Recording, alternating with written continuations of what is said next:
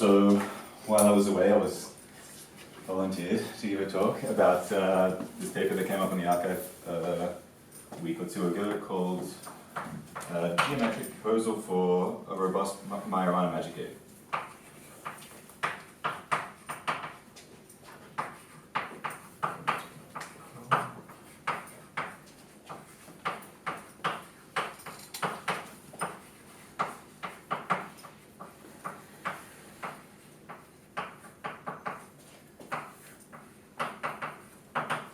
This is 1511 5161. So these, so this is all in the context of Majorana computation. So you want to do some quantum computation, but you would also like some topological protection.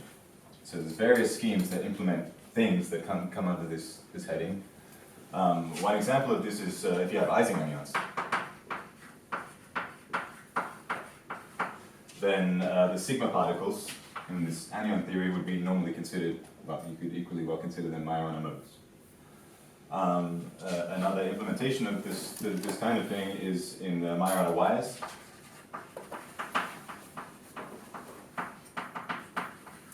And here you have some spin chain, and the ends of this chain have some Majorana modes attached to them. But the basic idea of all of these kinds of proposals is that we have some physical place where we can associate a Majorana operator, some Majorana mode gamma, and these are, let's call it this mode Q, and these have this property that the Hermitian, and also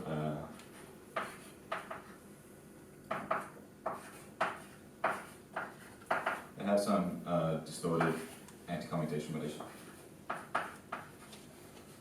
So this is just Majorana operators. And then, another way to think about this is as half of a fermion. So if I have two of these operators, I can create a Dirac fermion. So I can have some A, which is gamma Q plus I gamma P, and A dagger is just the obvious thing. And this is a proper Dirac fermion, so these things would satisfy the canonical anti-commutation relations. So for every two of these Majorana modes, you get a proper Dirac fermion mode. So up to some fermionic parity, for every two of these Majorana operators, I have a qubit of degeneracy that I can store information in. P and Q are momenta here? Some modes. I mean, in the cases that I'm going to talk about, they're mostly going to be spatially localized. But that used to be called the Clifford algebra,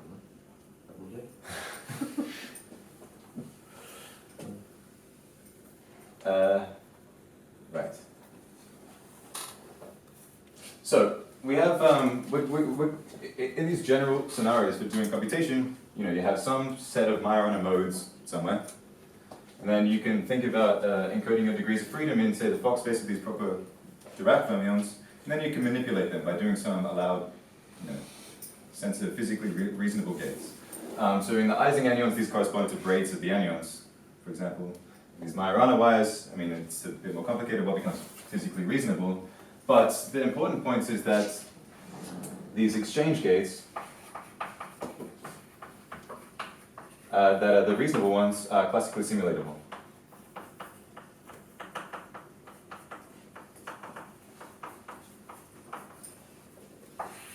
So in the case of the Ising anions, the only gates that you can do take, say, you have some gate labeled Bj.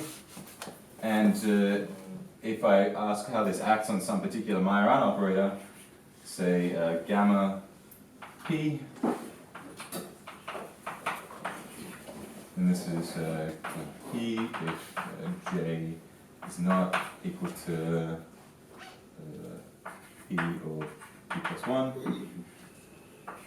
gamma J if J equals P, J plus 1, and gamma minus gamma J if J plus 1. Right. So basically this is all of the braids in these Ising anions. This is how they commute these particular operators. And so basically all you can do is just, up to a sign, commute these Majorana operators. So there's nothing really interesting that you can do. if you would really like to see how it's classically simulatable in a much more concrete setting, you can do, say, a Jordan-Wigner transformation, map these to Pauli operators, and this becomes Clifford operations. And then it's clear how it's classically simulated. But hopefully just the idea that you can commute these things is enough to see how you would classically simulate what's happening in the system. So even though you can do some computation like this on your encoded information, well, it seems unlikely that you'll be able to do universal quantum computation because it's classically simulatable. And so you need to do some extra gate. Basically, this is what you need a magic gate to get you out of Clifford group. Right? So you need a pi on 8 gate, or sometimes it's called a T gate. And that's basically what this works about is a particular proposal to implement this pi on 8 gate. I mean, there's been lots of work on this since the beginning in various of these settings. One very common one is to use magic state distillation.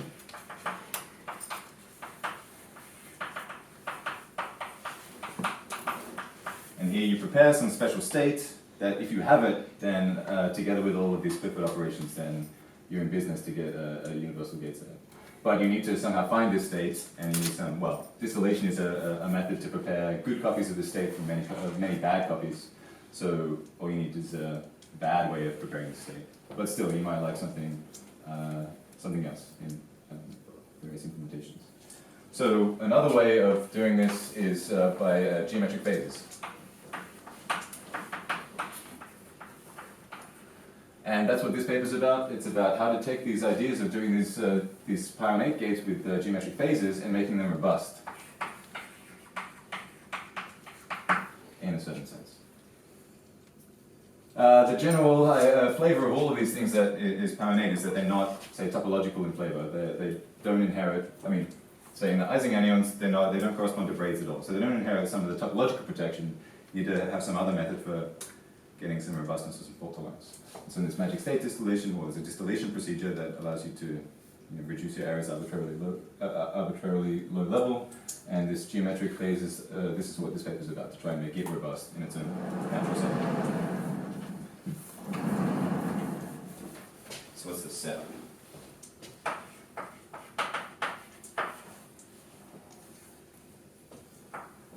So we're going to consider four Majoranas arranged in a triangle-y thing. And this one's called gamma Z, say, this one's called gamma Y, this one's called gamma X, and then there's a gamma naught in the center. And then there's some couplings associated with each of these lines. This is delta Z, delta Y, and delta X. Okay. So I said before that you can construct a Dirac fermion for any two of these Majoranas. So I have two pairs of two.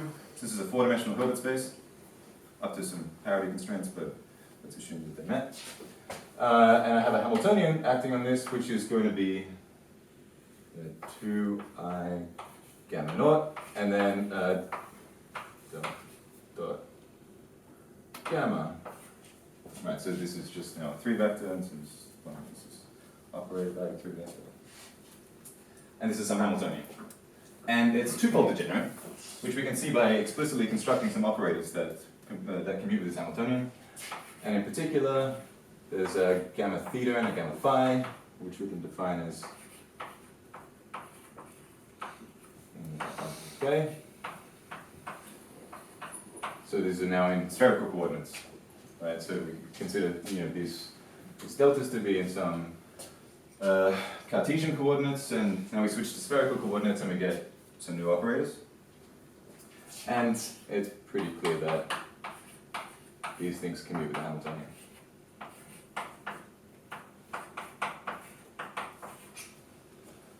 So we've got two of these Majorana operators that commute with the Hamiltonian. So that means we can act on the ground space, say, with these Majorana operators, and we remain within the ground space. We know that with two Majorana operators we can construct a single Dirac fermion. Ground space is at least twofold degenerate. I mean, it turns out that it's exactly twofold degenerate, but that's not too So the E theta and E phi would be functions of the polar angles, right? Yes. So is that statement for all angles? No. Yes. So you've got delta defines this coordinate system. Yes. So there's some preferred vector which is delta, and then with Okay. respect to that, that defines theta and phi. Okay. So in fact, all of these things are also going to be time varying because we're going to do some geometric phases. So we're going to vary delta over time, and so that's going to make theta and phi also functions of time, and that's how the whole thing's going to work out. Right, so we have some operator, well, I call this generic one A, but I'm just going to call this one A as well. It shouldn't be confusing, which is going to be oh, I forgot a factor of 2 down there as well. Gamma theta plus I gamma phi.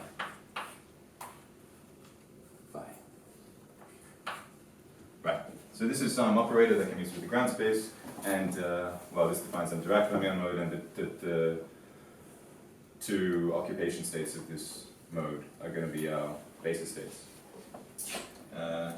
Right, so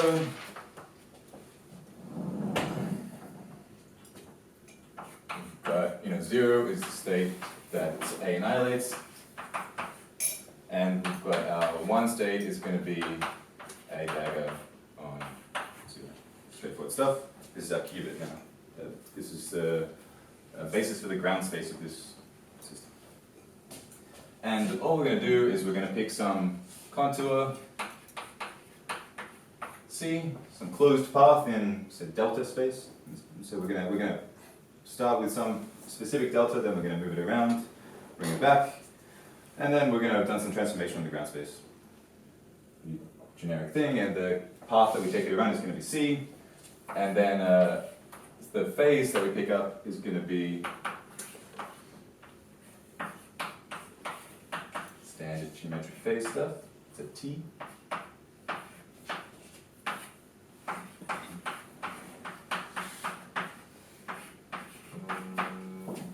Okay, the reason that there's a 2 there is just because we call a pi on 8 gate but actually the factor in the exponential is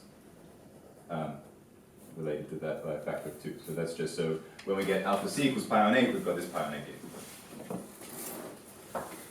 gate.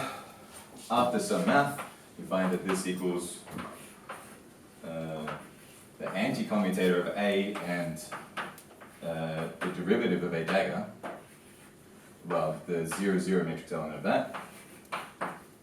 And then we use some properties of the canonical anti-commutation relations and some other stuff, and we eventually find that this is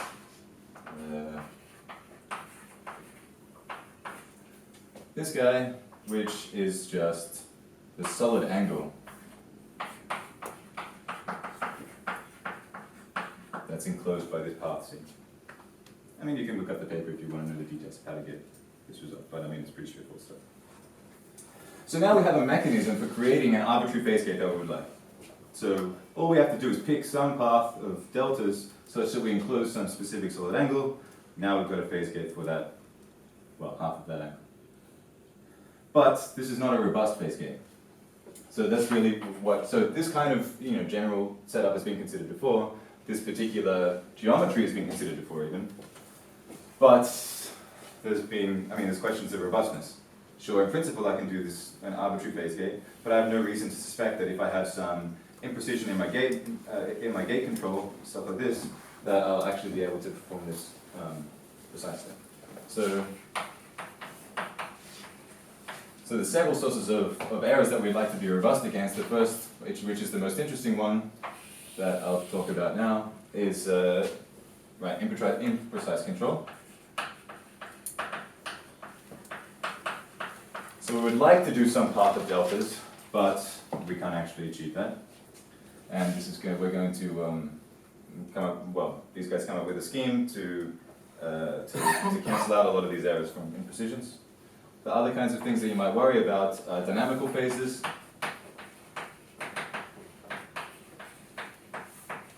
So if you have imprecise implementation of your Hamiltonian, so there's some coupling, say, between the gamma y and gamma x in your Hamiltonian. This will split the ground space in general. So then you'll pick up dynamical phases just from Hamiltonian evolution, even without doing this geometric phase thing. And in general, that will be a function of what the deltas are. And the third thing that you would like to be robust against is retardation effects. So this is basically if you imagine that the phase that you pick up depends on the speed at which you run around this path. So if this is like, I mean, just dependent on the velocity, then you're in, well, you can consider robustness against these. And all of these things are covered by the scheme that these guys write down, but the most interesting one and the hardest one to deal with is this imprecise controller issue. And I actually had quite a neat way of getting around this by using some of the topological properties of the system. So even though we can't exploit these topological properties directly to do this pi on 8 gate, we can still exploit them to make this pi on 8 gate more robust than it would otherwise have been, which is quite nice.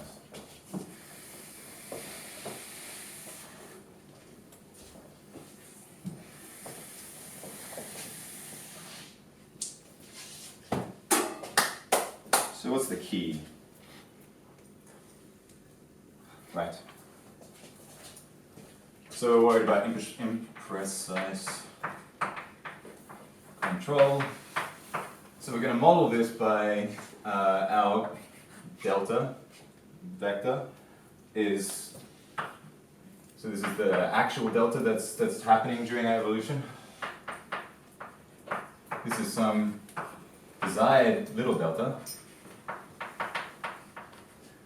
plus some error term. So that's just some f of this desired thing. And the key to the whole setup is that this f is not generic. We know something about it, which is that if we have, so delta A equals 0 if delta A equals 0. So if we don't want coupling between one of these guys in the center, we can turn it off precisely. Right? If we want some specific coupling, we can't set it up precisely necessarily, but if we want to turn it off, we can. And this is somehow topological in flavor for the reason that these couplings are exponential in, say, some system parameter. So in the case of Ising anyons, that's the separation between these two Majorana modes. And so if you just take them far enough apart, then you can turn this interaction precisely off, or precisely enough off.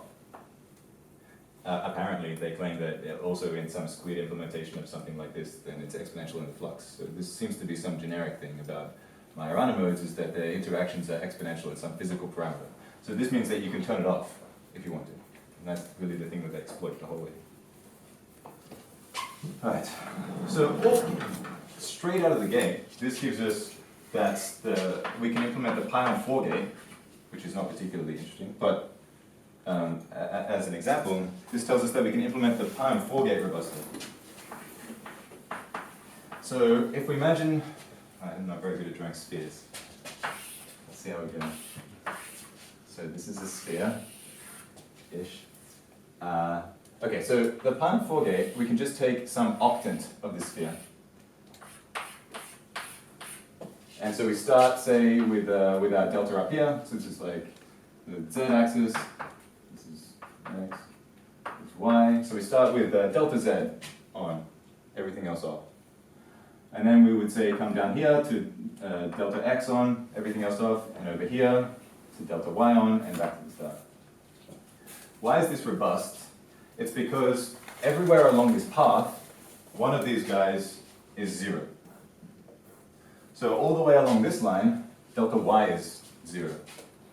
So if there's some fluctuations, all they can do is like wiggle you back and up and down this line, or maybe send you in and out of the surface of the sphere, but none of this is going to affect the solid angle of the actual path that you traverse. So the pi on 4 gate is automatically robust,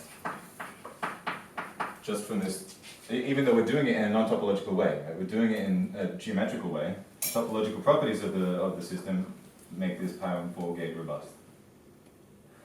But we don't want a pi on 4 gate, we already knew how to do that, we want a pi on 8 gate. And so we basically want to have a different situation where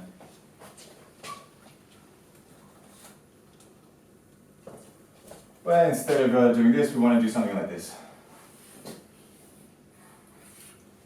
So this has solid angle pi on 4, so this gives us pi on 8. But this is not topologically protected automatically, because whenever we're along this line, we're going to pick up some, well, the error is going to be significant. So the solution, the general solution, is to use dynamical decoupling, or decoupling protocols. And so I'll just outline how this goes.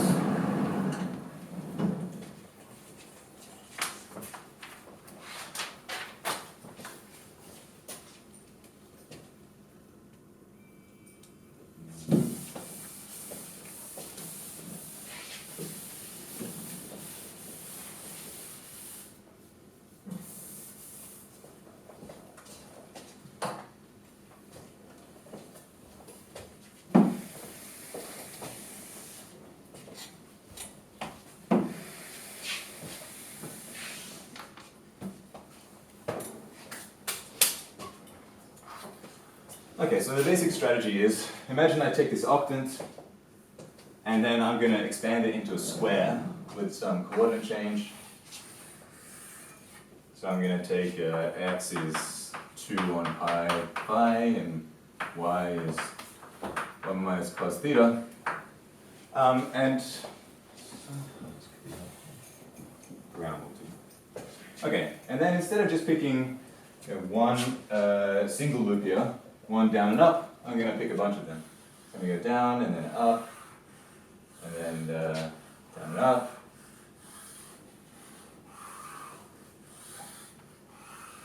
Right. So this is like doing a bunch of little wedges on the sphere. And I'm going to do n of these. Well, it's going to be n turning points. So this is going to be like x naught, well, big N, let's say. x1, x2, all the way up to x2n. And then I'm going to choose these in such a way that it has the correct solid angle that I want. And also it'll cancel out whatever errors there might be in their positions. So I can model so this is the true x coordinate, say. This is going to be the desired x-coordinate, and then there's some error, which is a function of x and y, and the same for y, but I'm not going to talk about that. And then, basically, what the trick is, you expand h. Well, what do you know about h? So we're going to assume that f is reasonable in the sense that it's smooth and analytic, say. So this will tell us that this h should be smooth and analytic. And also, we know that h should vanish.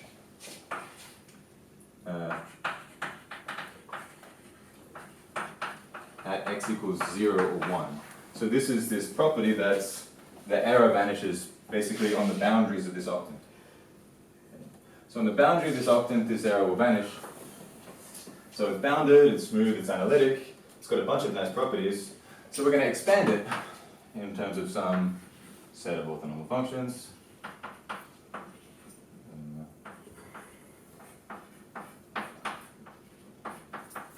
So this PMX, these are orthonormal, and they vanish at x equals 0. So for a simple example is, you could choose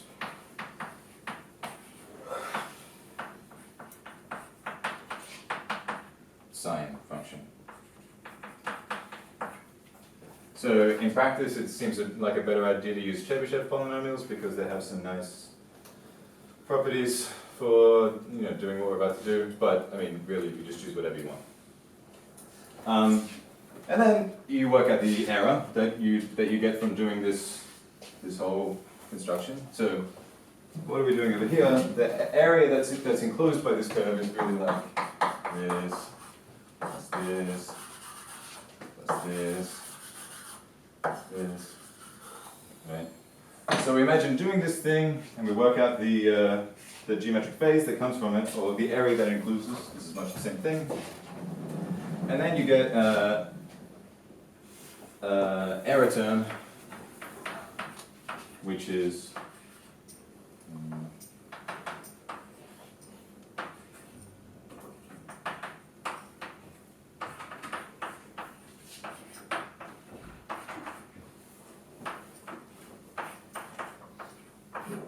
so you get some error term like this, and the fact that this error is smooth and analytic and bounded tells us that this guy, well, tells us that the lim as m goes to infinity of am is 0. So in principle we can neglect stuff at high enough m. And then how we're going to get rid of that is we can just choose our xn's so that these things all cancel. So you can choose it so they all cancel, right? We can eliminate by choosing these things sensibly. We can eliminate first 2n-1 components of this error expansion. So importantly, if you chose these things as these p's as Chebyshev polynomials, then the a's would be decaying exponentially with m, and so this gives you some exponentially small error if you can eliminate the first some number of components. So there's a simple example where if we chose this p, and imagine we choose these n's. So for n. So big N, remember, is the total number of these terms that I make. Well, I make 2n of these terms, so it's basically the total number of these different components of the thing that I'm adding up. And little n is the one that I'm currently up to. So if I choose this like this and this like this, then I get, well, this leads to alpha power 8, so I get the power 8 gate exactly like I would like, and also it gives me that